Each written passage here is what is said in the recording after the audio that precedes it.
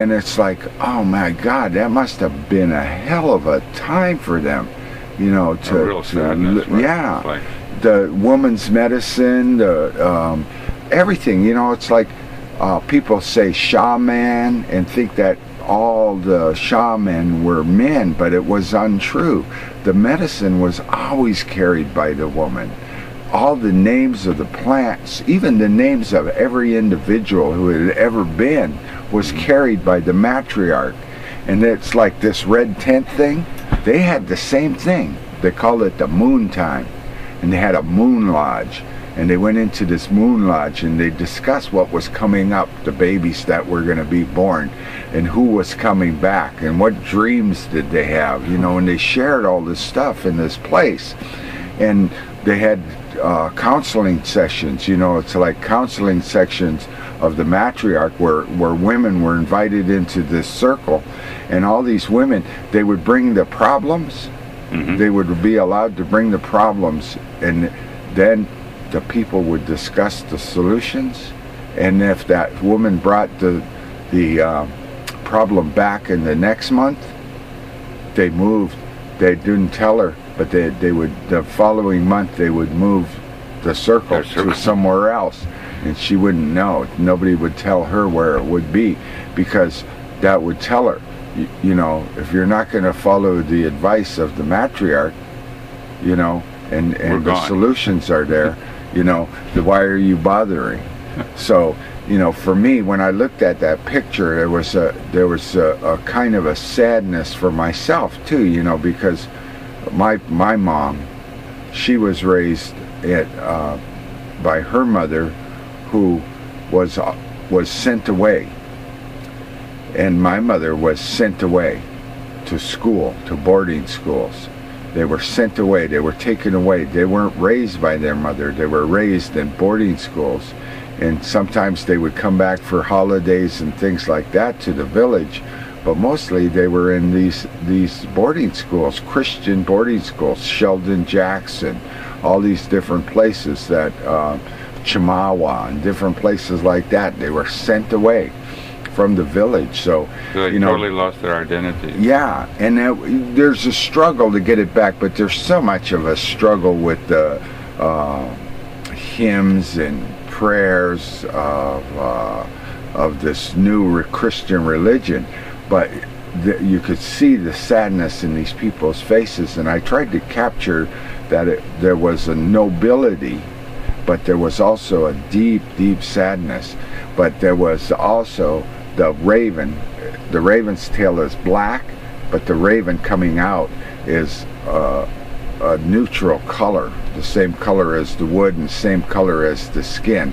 It's like a surface belief. It used to be there was a bigger than a surface belief, because it was like, we are nature. We're not part of nature, we are nature. Every part of our DNA, every part of our, comes from this place that we were born and live. And so, you know, when this matriarch was meeting for the last time, it was with the permission of the Presbyterian Church, and it was like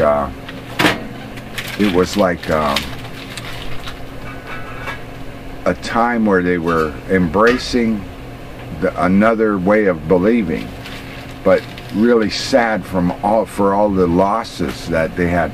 And it's ironic that just soon after that, it was mostly the men like Dr. Kood and different men that surfaced out of the tribes that became the medicine people, or the shaman, the really powerful shaman that were accused of witchcraft and stuff like that. Dr. Kood spent in the when St. Quentin was first built, he's a Haida